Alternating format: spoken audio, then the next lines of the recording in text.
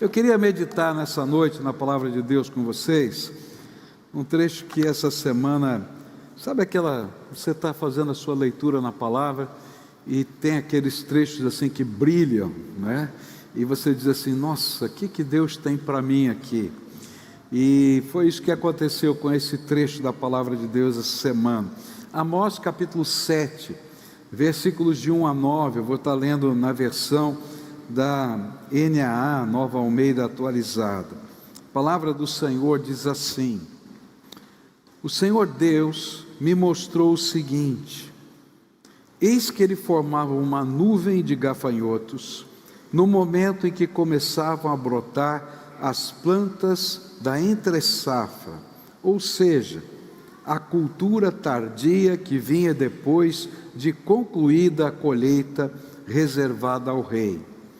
E quando tinham acabado de comer toda a plantação, eu disse: Senhor Deus, perdoa, por favor, como poderá Jacó sobreviver, pois ele é pequeno? E então o Senhor mudou de ideia em relação a isso e falou: isso não vai acontecer. Depois, o Senhor Deus me mostrou o seguinte: eis que o Senhor Deus chamou o fogo para exercer a sua justiça, e este fogo consumiu o grande abismo e começava a devorar a terra. E então eu disse: Senhor Deus, por favor, como poderá Jacó sobreviver, pois ele é pequeno? E o Senhor mudou de ideia em relação a isso e falou: também isso não vai acontecer. Mostrou-me também isto: eis que o Senhor estava sobre um muro levantado a prumo, e tinha um prumo na mão. E o Senhor me perguntou: o que você está vendo, Amós? E respondi: um prumo. E então o Senhor disse: eis que eu porei o prumo no meio do meu povo de Israel. Não posso mais ignorar o que fazem. Os lugares altos de Isaque serão assolados, e os santuários de Israel serão destruídos, e eu me levantarei com a espada contra a casa de Jeroboão. Nessa noite eu quero conversar com os irmãos sobre o tema desta profecia, e o tema é o intercessor reparador de brechas, e a gente vai estar olhando aqui para esse valor das Escrituras. Mas eu queria começar orando, pedindo graça de Deus e sabedoria para as nossas vidas. Pai querido, em nome de Jesus, o Teu Filho, nós estamos reunidos aqui nessa festa de louvor. Tão gostoso, Senhor, tudo quanto aconteceu. Louvado seja o Teu nome. Mas agora, Senhor, permita que a Tua palavra possa ser aplicada pelo Teu Espírito Santo a cada coração, a começar de mim mesmo, Senhor. Aplica no meu coração a Tua palavra, mas aplica no coração de cada um que aqui está a palavra do Senhor, e que o Senhor nos mova na direção da Tua vontade. É aquilo que oramos em nome de Jesus. Amém e amém. Deixa eu colocar para você, o livro de Amós é um livro contundente. Eu não sei quantos já leram o livro todo de Amós. Desafio você que a gente está nessa leitura completa das Escrituras a ler o livro de Amós. Ele é um livro que trata sobre justiça. Esse é o grande tema do livro de Amós: justiça social, justiça em todas os relacionamentos da humanidade. E o segundo tema é a verdadeira adoração. E ele então condena o altar do povo de Israel, o altar que estava colocado lá em Betel e também lá em Dan. E eles então substituíram o templo de Jerusalém por esses dois templos e criaram lá uma figura de Jeová, de Yahvé. Era um bezerro de ouro, e eles adoravam esse bezerro de ouro ali no sul, na fronteira do sul e na fronteira do norte. E então Amós, que era um homem do campo, não era um profissional da religião, ele era um homem do campo, ele começou a receber as visões de Deus, e ele então é chamado por Deus a ir para o reino do norte, pregar a palavra de Deus. Ele confronta o templo, aquela adoração, e confronta a injustiça social. E nesse confronto, ele apresenta a santidade de Deus. E em meio à prosperidade material que Israel vivia naquele tempo, naquele momento histórico, o profeta tem 3 visões de juízo. A primeira é que Deus julgaria aquela terra com uma nuvem de gafanhotos. E essa nuvem era uma nuvem assim fora do normal, que consumiria tudo que tivesse verde na terra. E ele começa a ter aquela visão, e ele começa a enxergar toda aquela destruição, e ele tem um tempo de angústia naquele momento. Ele começa a gritar: Senhor, tenha misericórdia, por favor, porque Israel, Jacó, é pequeno demais para aguentar o que está vindo. E aí o Senhor vai dizer para ele: olha, ok, não vou colocar essa tragédia no meio do povo. E ele tem uma segunda visão, a visão agora de um fogo intenso, tão intenso que consome as águas subterrâneas. Então não teria poço que tivesse água, e aquilo então seria uma tragédia total. E quando ele olha as cenas, porque ele está tendo uma visão, ele está vendo aquelas cenas, ele diz: Senhor, por favor, porque Jacó é pequenininho demais, ele não vai aguentar. Mas aí surge uma terceira visão. Na terceira visão é diferente. Ele vê Deus medindo, e ele está medindo um muro, como um pedreiro faz, que bate o prumo para ver se o muro está reto ou se ele está torto. E ele então agora diz: não posso mais tolerar o pecado desse povo. Essas são as 3 visões. E o que chama a minha atenção é a postura de Amós diante destas visões. Ele não se distancia do povo, ele não diz: eles merecem, olha só o pecado deles, porque ele estava pregando contra o pecado, contra os erros daquela nação. Ele não diz isso. E ainda que ele fosse um pregador contra a injustiça, revelando a todo tempo o juízo de Deus, e dizendo que o juízo de Deus viria e estava se aproximando, ele não diz: é isso mesmo. Ao contrário, ele intercede, suplica, chora diante de Deus a favor do seu povo. E aqui nós aprendemos que a intercessão é poderosa. Quando a gente ora pelas pessoas, há poder e graça de Deus que vai se revelar na vida das pessoas. Mas também nós vamos perceber que a intercessão tem limites. Há um momento em que Deus diz: não posso mais tolerar. E nós vamos percorrer juntos esse texto e ouvir as lições que ele nos ensina a respeito da intercessão. A primeira lição que eu queria destacar aqui é: por que Amós orou? Por que um profeta como ele, com tantas pregações tão duras contra o pecado de Israel, se tornou um intercessor do povo, quando as suas visões mostravam que o juízo do Senhor era iminente? E a resposta a essa pergunta está espalhada em toda a Bíblia. Por que é importante orar pelas pessoas? Por que é importante a gente estar na presença de Deus, colocando vidas, pessoas, situações, países, povos na presença do Senhor? Porque Deus está à procura de intercessores. Essa é a primeira lição. Por que você deve orar pelas pessoas? Porque Deus está à procura de intercessores. Eu queria ler alguns versículos da Bíblia, só para você entender isso. Veja só o que a Bíblia diz em Ezequiel, capítulo 22, versículo 30. Diz assim: busquei dentre eles um homem que estivesse tapando o muro e estivesse na brecha perante mim por esta terra, para que eu não a destruísse, mas ninguém achei. Olha que coisa tremenda. Deus estava olhando e dizendo assim: será que tem alguém aqui que está preocupado em pedir a minha intervenção no meio das circunstâncias que a gente está vivendo?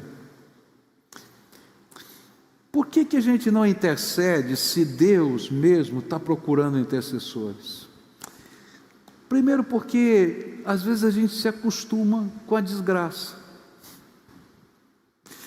É interessante isso, né? Você já deve ter vivido isso na sua casa, né? De vez em quando o meu escritório fica uma bagunça, eu tenho que confessar isso para vocês, né? Eu não sei na sua casa, estou falando da minha, tá? Às vezes o meu escritório fica uma bagunça, mas uma bagunça que eu me acho, sabe assim, você sabe exatamente onde está cada coisa naquela sua bagunça, né?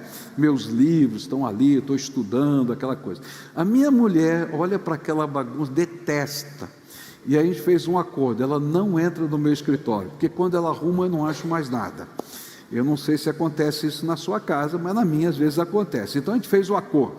Ela tranca a porta e diz: não estou vendo, graças a Deus, né? De vez em quando eu vou lá, dou aquela ajeitadinha. Mas o interessante é que a gente se acostuma com a bagunça. E chega uma hora que todo mundo vê a bagunça e a gente não vê. Não é verdade? Às vezes a gente não se torna um intercessor porque a gente se acostuma com o pecado. A gente acha que é normal o que está acontecendo, que os problemas que a gente vive dentro da cidade fazem parte da nossa jeito de viver, que a gente não pode fazer nada por isso. E aí a palavra de Deus diz assim: o Senhor está olhando para a cidade, como estava olhando para a cidade de Jerusalém, e diz assim: como eu gostaria que tivesse alguém que se colocasse na brecha e lutasse comigo a favor dessa cidade. Você já percebeu como isso é uma coisa tão natural na gente? A palavra de Deus diz lá em Isaías 62, versículos 6 e 7, ele diz assim: sobre os teus muros, ó Jerusalém, pus guardas que todo dia e toda noite jamais se calarão. Vós os que fareis lembrar do Senhor, não descanseis, nem deis a ele descanso, até que restabeleça Jerusalém e ponha por objeto de louvor da terra. E ele está dizendo o seguinte, que quando Deus vai começar uma obra de restauração, Ele levanta homens e mulheres cheios do Espírito Santo, que começam a se colocar como quem está como vigia sobre as muralhas de uma nação, sobre as muralhas de uma cidade, e dizem: Senhor, nós vamos orar noite e dia, até que venha a graça do Senhor sobre esse lugar.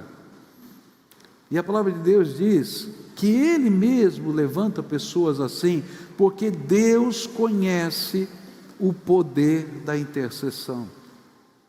Então, quando Deus está tocando o seu coração para orar pela vida de alguém, talvez alguém que você viu no caminho, talvez alguém que trabalha com você, talvez um familiar teu, lembra? Você está respondendo a um chamado do Espírito Santo, porque Deus está procurando intercessores, reparadores de brechas. E isso é missão de Deus, e isso é bênção de Deus. E pode ter certeza, quando Deus levanta intercessores, Ele vai fazer alguma coisa diferente nessa terra.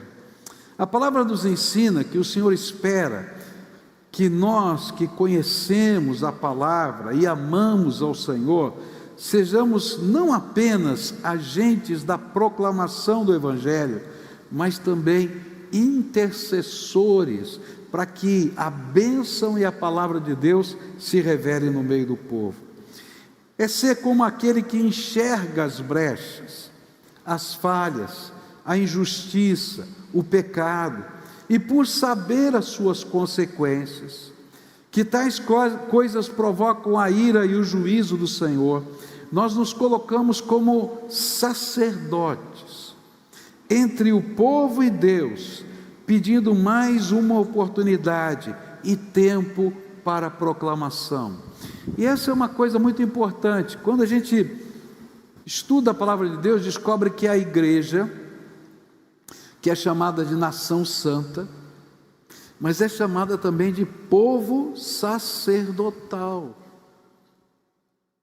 E qual era o papel do sacerdote? Ele oferecia os sacrifícios, mas ele é que representava o povo diante de Deus e pedia a misericórdia e o perdão de Deus, que pedia a intervenção de Deus a favor do povo.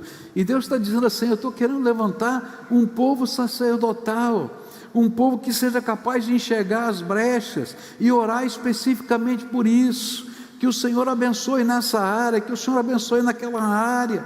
Quando a gente está orando pela fogueira santa, meu querido, para que as armas do tráfico sejam queimadas em praça pública, a gente está se colocando na brecha, porque o povo dessa região toda está sob angústia e opressão, não pode sair de casa, os tiros cortam à noite.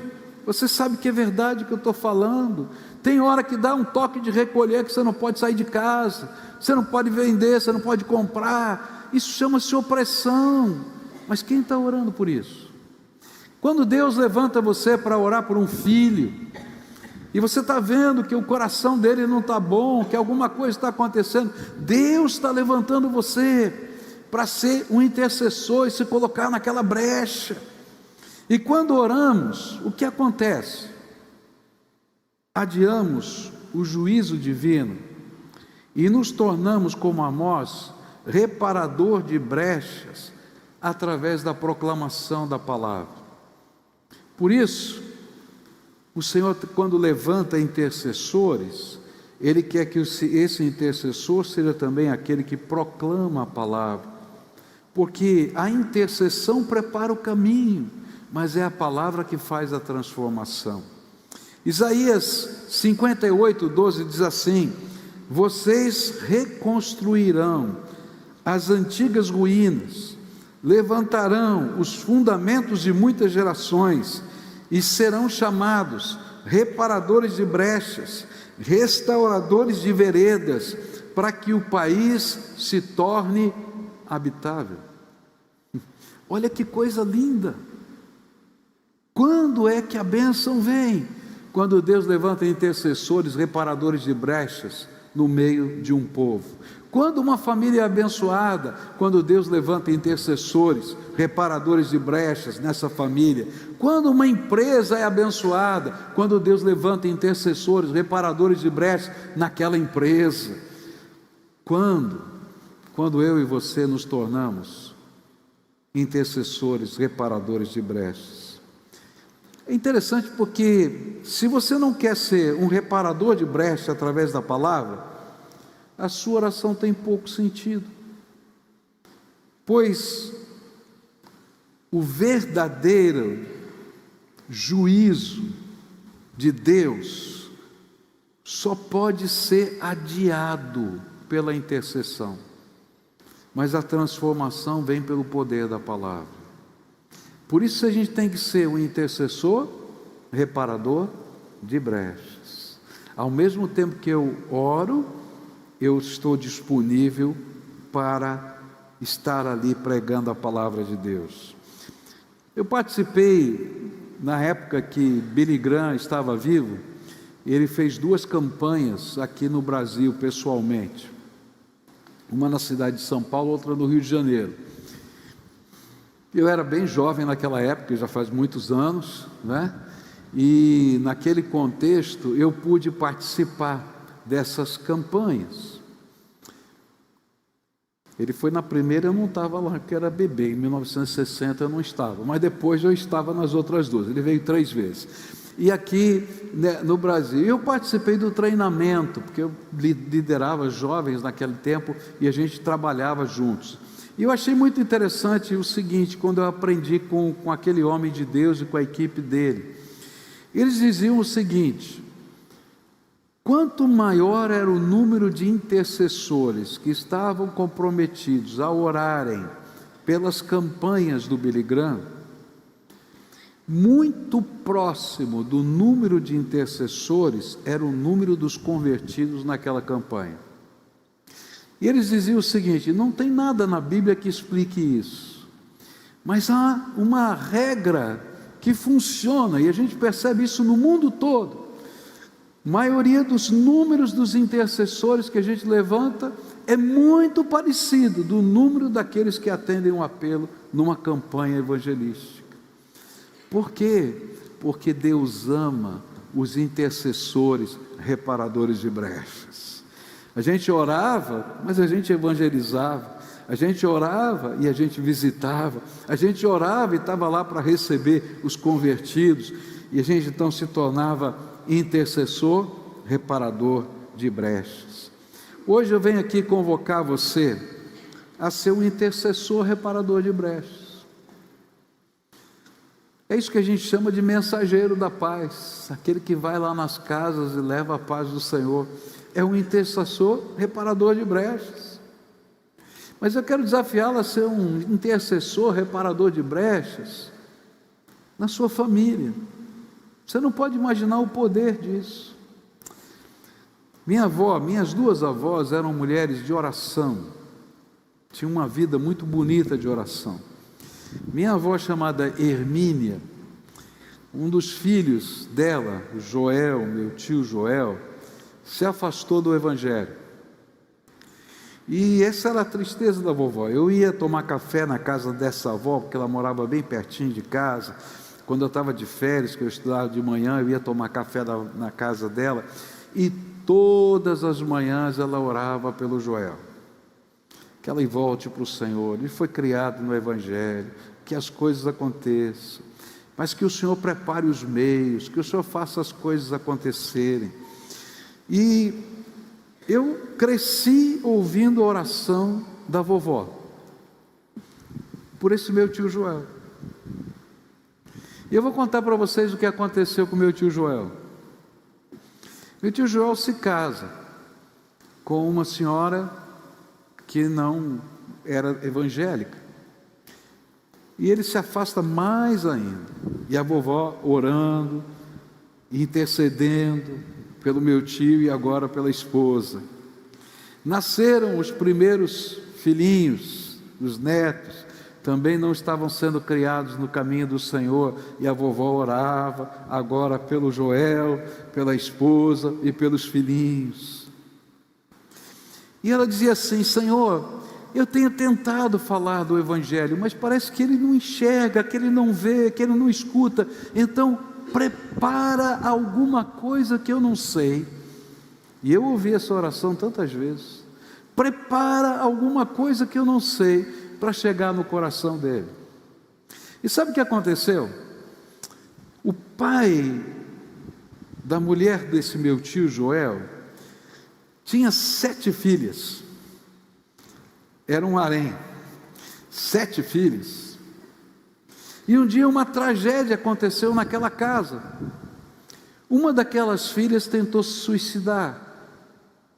E aquilo foi um transtorno tão grande, um choro, um clamor, uma desgraça tão grande. E aquela família inteira começou a dizer: tem alguma coisa errada, nós precisamos de uma ajuda extraordinária. Só Deus pode nos ajudar, salvar essa menina e nos salvar. E eles começaram a procurar ao Senhor, e toda aquela família se converteu, menos meu tio Joel e a mulher dele.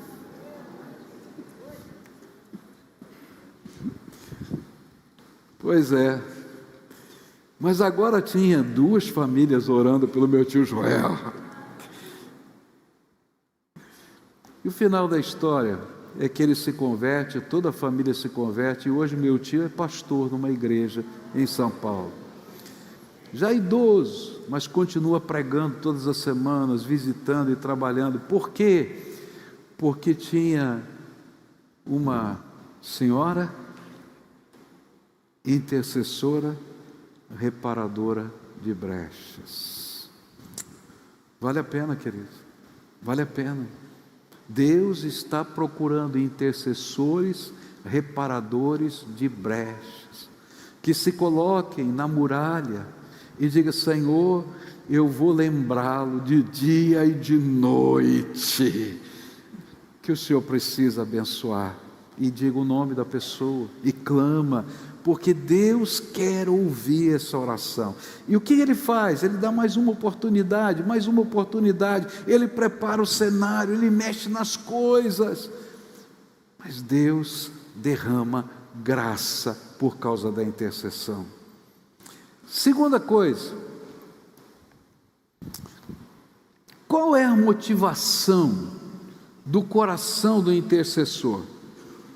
O que fez Amós orar como ele orou e pregar como ele pregou? E a resposta está nos primeiros versículos que a gente leu.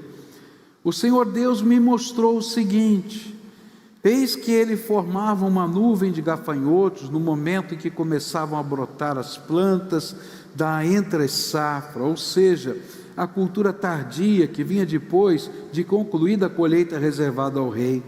E quando tinham acabado de comer toda a plantação, eu disse: Senhor Deus, perdoa, por favor, como poderá Jacó sobreviver, pois ele é pequeno?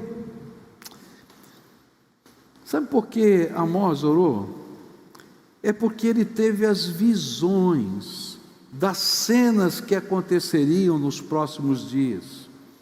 E quando ele viu o que iria acontecer, o coração dele se encheu de compaixão. Uma coisa é você ter uma ideia, que um dia o juízo de Deus vai vir. Isso eu sei e você sabe. Um dia o juízo de Deus vai vir. Outra coisa é você ver em detalhes como será, e quem sabe, o rosto da aflição das pessoas que você conhece e ama no dia do juízo de Deus. Você consegue perceber a diferença? De vez em quando, eu paro para pensar na segunda vinda de nosso Senhor Jesus Cristo. E eu tenho que confessar isso para você. Eu fico olhando para o arrebatamento, fico imaginando o que a palavra de Deus ensina sobre o arrebatamento, que um dia o Senhor Jesus vai aparecer no céu, e eu não sei explicar como, mas a Bíblia diz que do Oriente ao Ocidente, toda a terra vai ver a glória do Filho de Deus descendo nas nuvens. E a Bíblia diz também que nesse dia, no dia glorioso da volta de nosso Senhor Jesus Cristo, Ele vai estar ladeado dos anjos do céu, milhões e milhões de anjos do céu vão estar do lado dele. E a palavra de Deus diz que todos aqueles que já morreram em Cristo, tanto os grandes quanto os pequenos, ressuscitarão primeiro e estarão com Ele nas nuvens. E naquela hora que Ele estiver descendo na nuvem, Ele vai gritar: vem! E a igreja de nosso Senhor Jesus Cristo, que está viva, num piscar de olhos, terá os seus corpos transformados, e vão subir na presença dele, se reunir com aqueles que estão vindo lá, nas nuvens com Jesus. Essa é a cena. Eu gosto de pensar, mas enquanto eu estou pensando nisso, algumas vezes o Espírito Santo me disse assim: olha para baixo, olha para baixo. Porque a gente está olhando para as nuvens, olha para baixo, porque a Bíblia diz que naquele dia, os homens e as mulheres terão tanto medo, que vão procurar uma rocha para entrar debaixo dela, porque sabem que o dia do juízo chegou, e não vão ter onde se esconder. Olha para o rosto delas, o Espírito Santo diz para mim, e eu fico pensando: Senhor, eu estou vendo o rosto dessas pessoas, agora veja quem elas são. E de repente eu vejo o rosto de gente que eu conheço.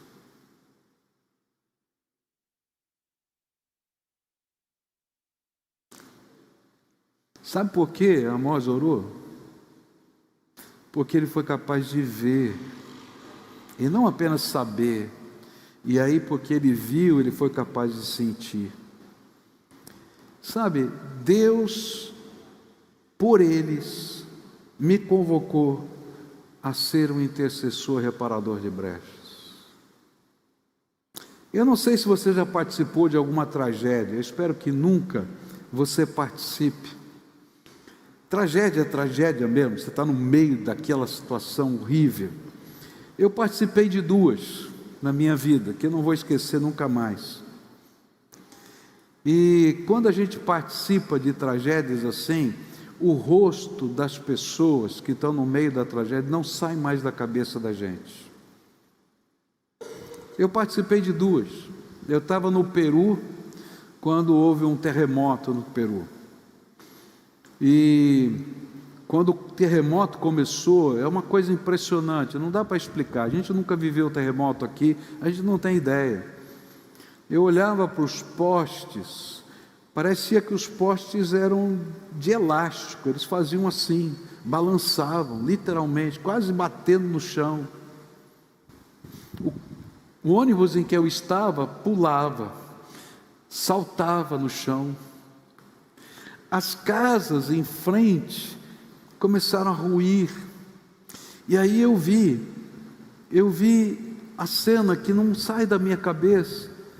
Várias pessoas correndo das suas casas para o meio da rua, para fugir do desabamento, para o meio da rua, se ajoelhando no chão, gritando, pedindo socorro para Deus, pedindo misericórdia, pedindo que aquilo parasse, em desespero, diziam: meu Deus, para. Você não esquece mais essa cena. Segunda tragédia que eu participei, eu estava no meio de uma revolução dentro da Índia, e o exército indiano dizia: não saia de casa, porque nós vamos atirar. E aí o grupo muçulmano que estava se rebelando com a destruição de uma mesquita por parte dos indianos, pelos hindus, eles então saíram em bloco contra o exército.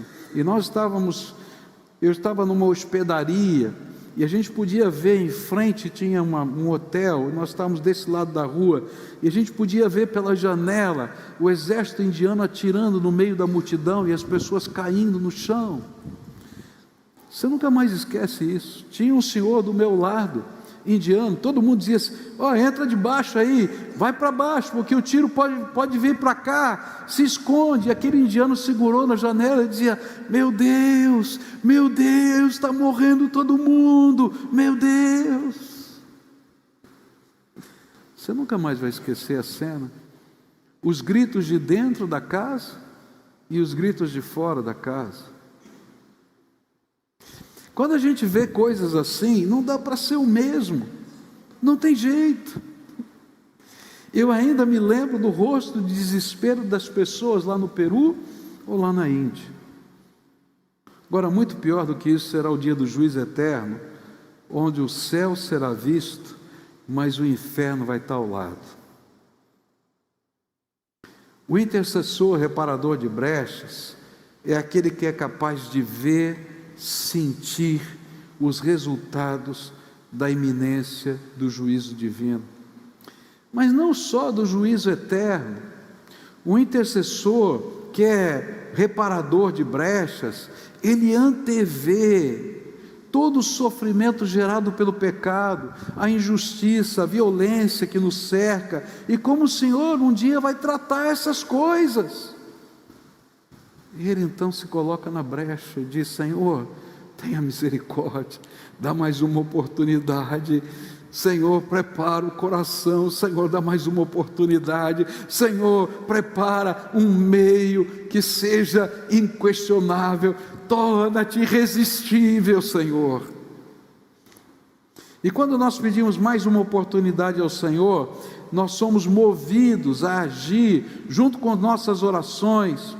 Mesmo porque, quando o juízo vem sobre a terra, toda a terra sofre, inclusive você.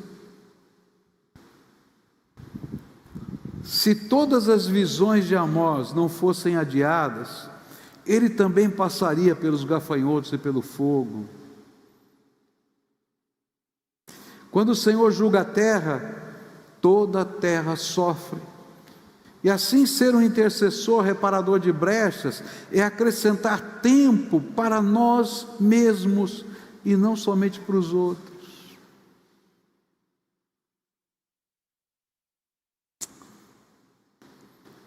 Como eu gostaria que Deus abrisse para você os seus olhos, para que, como Amós, você pudesse ver o rosto das pessoas em sofrimento, e você se colocasse na brecha a favor dessas pessoas, e não apenas em oração, mas querendo ser um reparador de brechas, levando a única solução, que é a palavra viva de nosso Senhor Jesus Cristo.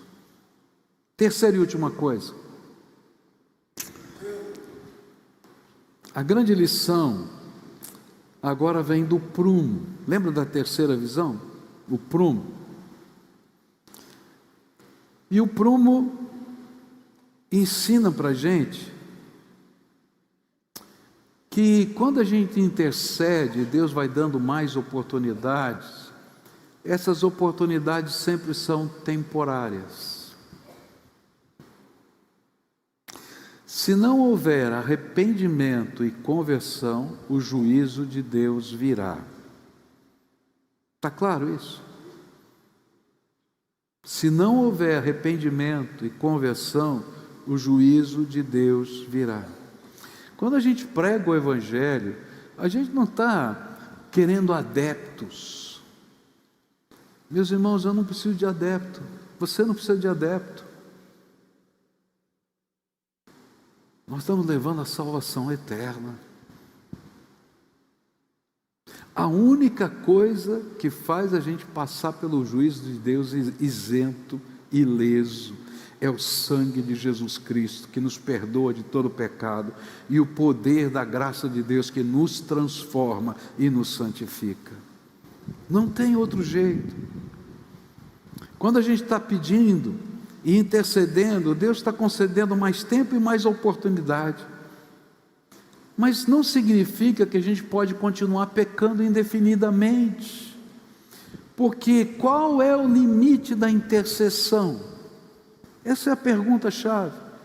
O limite da intercessão é o limite da paciência de Deus.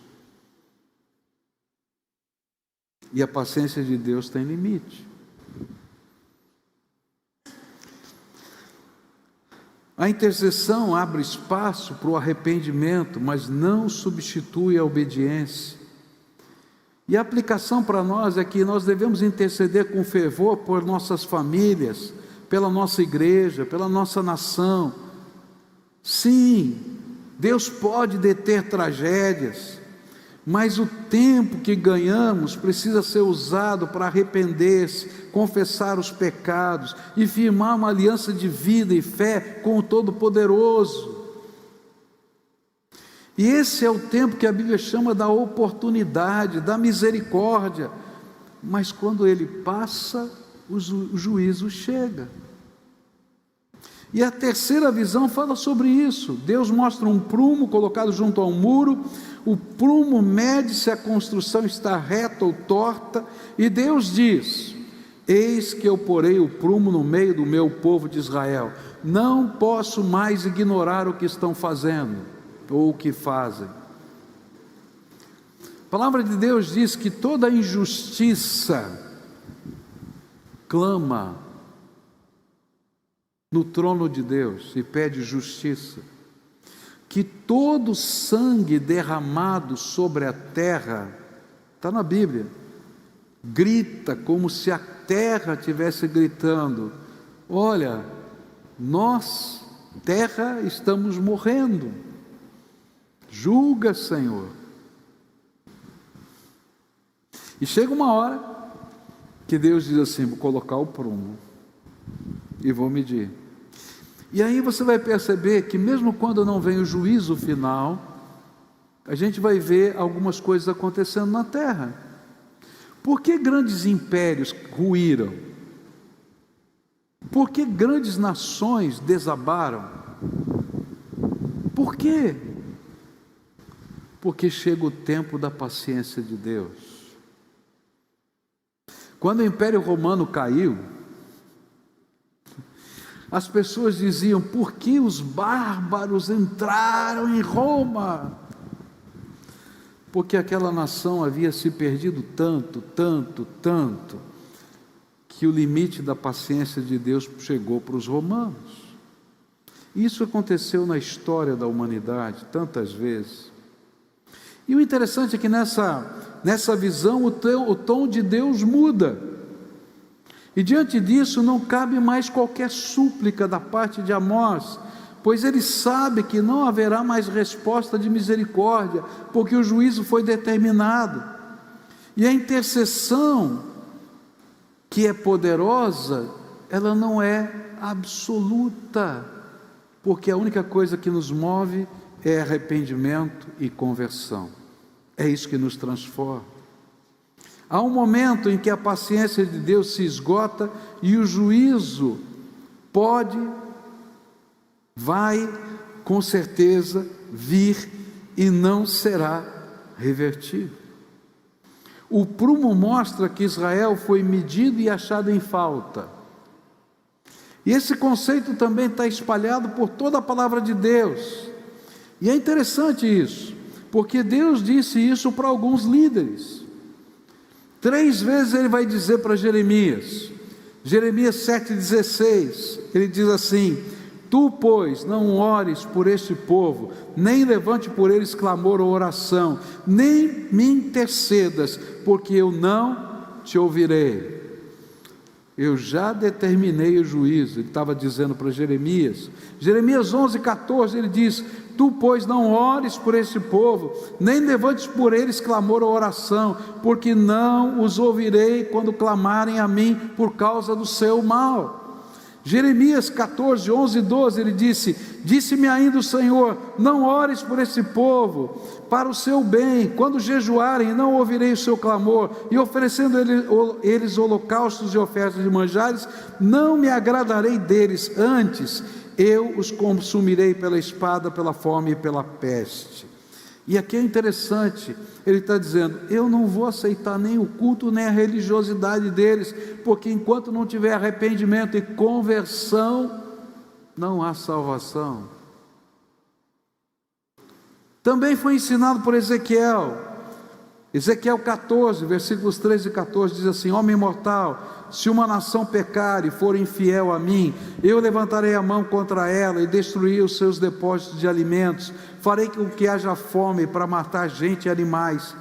E mesmo que Noé, Daniel e Jó estivessem vivendo ali, a honestidade desses 3 homens salvaria apenas a vida deles. Eu, o Senhor, falei. Agora você vai dizer: não, isso tudo é do Velho Testamento. E no Novo Testamento? O Novo Testamento diz a mesma coisa. Lá em Hebreus 10, versículos 26 e 27, diz assim: pois se continuarmos a pecar de propósito, depois de conhecer a verdade, já não há mais sacrifício que possa tirar os nossos pecados. Pelo contrário, resta apenas o medo do que acontecerá, medo do julgamento e do fogo violento que destruirá os que são contra Deus. Há outros textos do Novo Testamento. A Bíblia fala de um pecado que é imperdoável, pecado contra o Espírito Santo. Pecado contra o Espírito Santo é dureza de coração, falta de conversão. Quando o Espírito fala: bate na porta, bate na porta, bate na porta, tem gente intercedendo, está dando mais uma oportunidade, outra, e a gente não quer. Aí a gente peca contra a graça de Deus e do seu Espírito, que nos convence do pecado, da justiça e do juízo. E aí João vai dizer: há pecados que são para a morte, por esses eu não digo porque orem. Qual é o pecado para a morte? Se todo pecado mata, é aquele em que a gente expressa a dureza do nosso coração. A misericórdia de Deus é real, mas ela não pode ser abusada. Não brinca com Deus. Não brinca com as coisas de Deus. Não brinca com a santidade de Deus. Deus é santo e é sério. Se não houver arrependimento, o juízo é inevitável. Por isso há momentos em que o Senhor nos dirá que não adianta orar, porque o juízo já foi determinado. Mas os intercessores, reparadores de brechas, que oram cheios de compaixão, clamam por misericórdia, eles estão pedindo: Senhor, acrescenta um tempo, dá uma nova oportunidade. E como eles são reparadores de brechas, e eles sabem que só o adiar o juízo não resolve, eles vão lá e anunciam a palavra de Deus. Eles vão lá e estendem a graça de Deus. Eles vão lá e testificam do poder de Deus. Porque o único remédio para o juízo é a conversão, é o arrependimento, é a transformação no poder do Evangelho e no poder do Espírito Santo de nosso Senhor Jesus Cristo. Por que Deus colocou essa mensagem no meu coração? Porque Ele quer levantar nesse lugar intercessores, reparadores de brechas. Eu creio piamente que Deus pode fazer a fogueira santa. Você acredita nisso? Eu creio. Você acredita mesmo de verdade? Humanamente, eu diria para você, é impossível. Se você pensar um pouquinho como eu, se um bandido desse carregando a arma se converte, essa arma vai para o outro bandido. Se um líder de uma facção ele cai, uma outra facção levanta. Humanamente, se a gente fosse falar, é enxugar gelo. Mas sabe o que eu creio? Quando o poder de Deus entra, não há quem detenha. Você acredita nisso? Mas isso não vai acontecer naturalmente.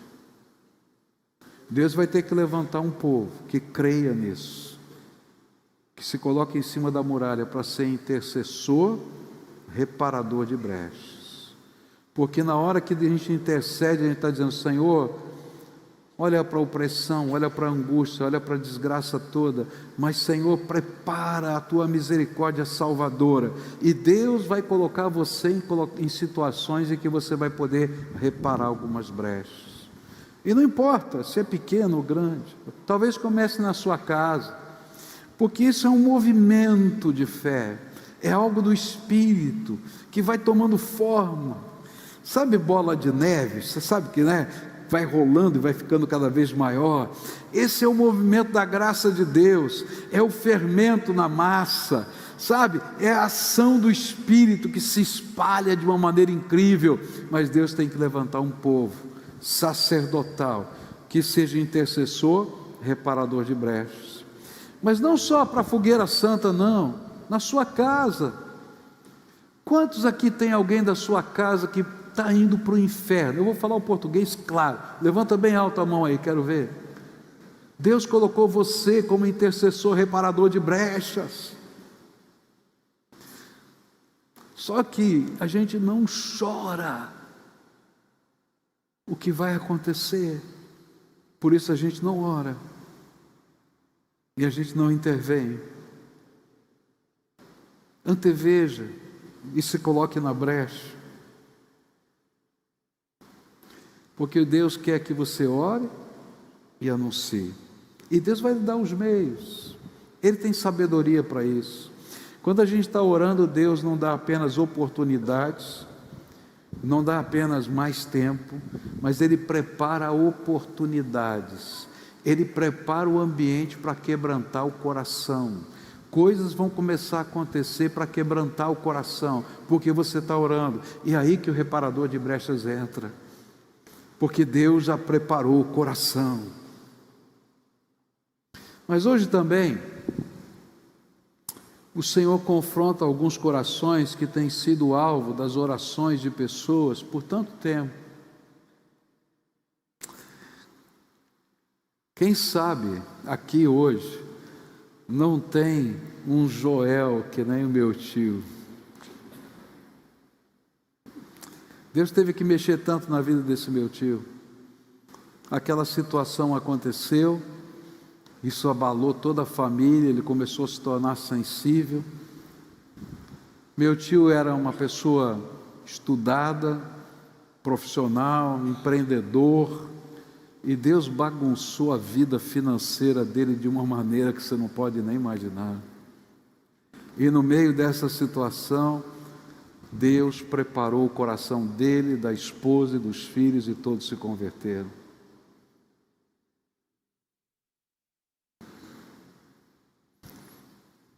Eu vi isso acontecer na vida do meu tio Vicente.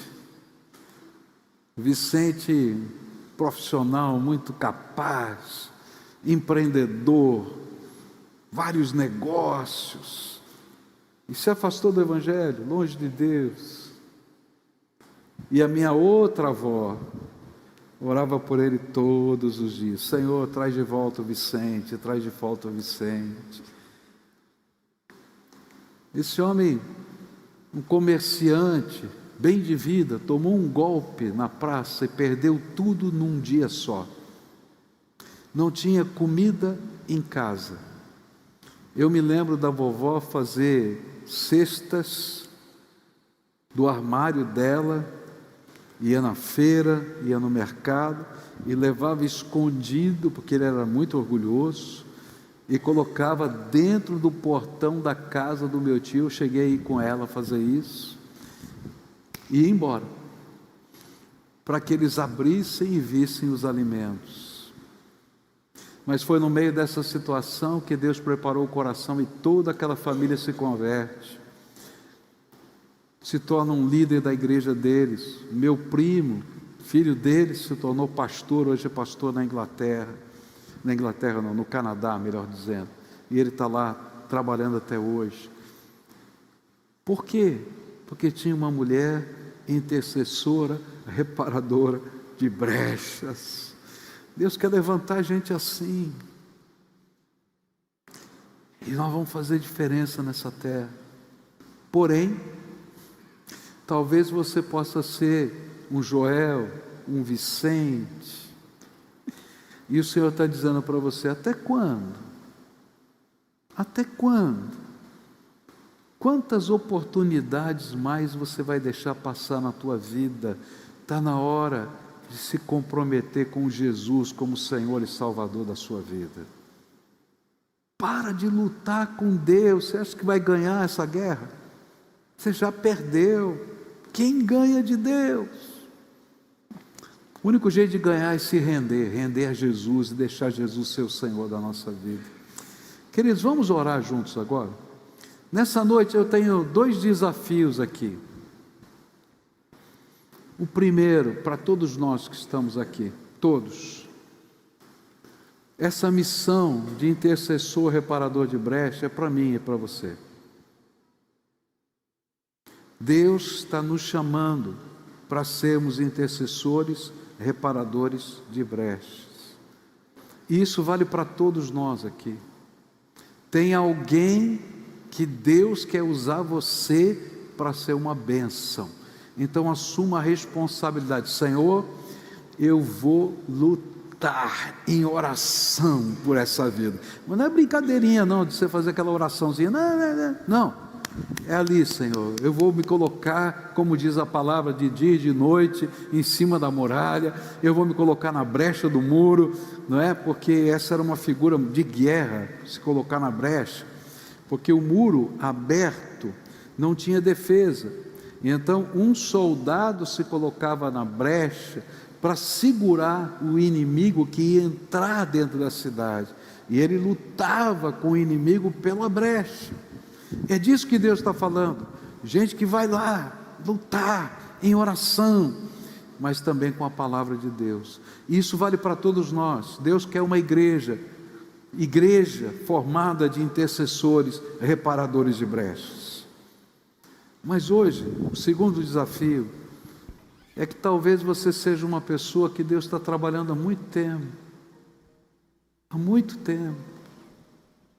E quem sabe você está lutando com Deus por causa de besteira. Vou falar a verdade.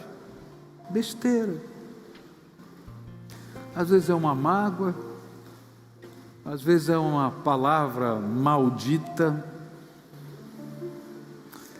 às vezes é um sonho que você está correndo atrás, como se aquilo fosse a tua maior esperança.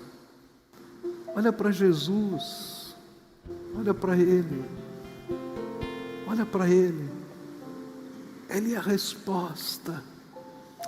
Então nessa noite eu queria orar com pessoas a quem o Espírito Santo está falando. Se o Espírito de Deus está falando com você, eu queria orar por você hoje. Talvez o Senhor esteja dizendo assim: para de lutar comigo. Lembra de Jonas? A gente leu o trecho da palavra. Estava lá no ventre do peixe, o profeta que estava lutando com Deus. E lá, entre a morte e a vida, ele se arrepende e Deus ouve a oração. E ele, quando sai do ventre do peixe, ele vai dizer: Senhor, só o Senhor salva. Quem podia sair do ventre do peixe? Só o Senhor salva. Só o Senhor salva. Se você é essa pessoa a quem o Espírito Santo está falando, eu queria orar por você. Então, onde você estiver, levanta bem alto a sua mão. Pastor, que Deus te abençoe. Quero orar por você, querido. Tem mais alguém aqui que o Espírito Santo está falando? Levanta bem alto. Que Deus te abençoe, filho. Tem mais alguém que Deus está falando aqui? Levanta bem alto a mão. Quero orar por você. Quero que Deus te abençoe nessa noite. Tem mais alguém? Quero orar por essas pessoas. Que Deus te abençoe, querida. Que Deus te abençoe. Tem mais alguém a quem o Espírito Santo está falando? Que Deus te abençoe, querida. Que Deus te abençoe. Ah, que bênção, que coisa maravilhosa. Tem festa lá no céu, porque Deus ama você acima de tudo. Tem mais alguém aqui o Espírito Santo está falando? Levanta bem alto a sua mão. Quero orar por você.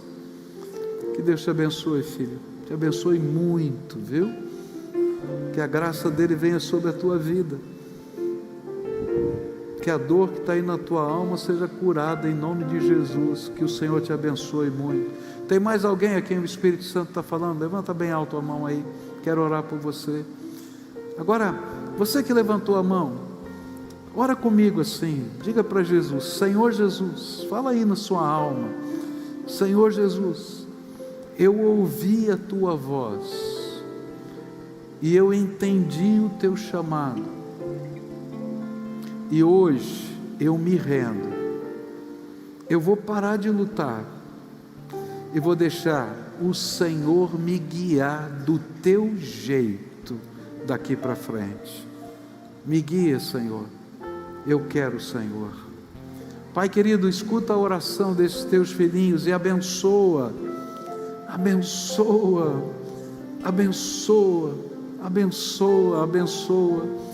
Senhor, se há algemas de Satanás colocadas sobre essas vidas, que nessa hora essas algemas sejam quebradas no nome de Jesus Cristo e pelo poder do sangue vertido na cruz. E que nessa hora, Pai, o Senhor abra as janelas dos céus, que o Senhor derrame porção tremenda do teu Espírito, baldes da tua graça, Senhor, enxurrada da tua bênção, e que eles sintam a presença poderosa de nosso Senhor Jesus Cristo, do lado, dentro, na frente, atrás, acompanhando a vida deles. Ó Pai, enche de alegria o coração desses teus filhos, da tua presença, da tua direção e do teu poder. É aquilo que oramos no precioso nome de Jesus. Amém e amém.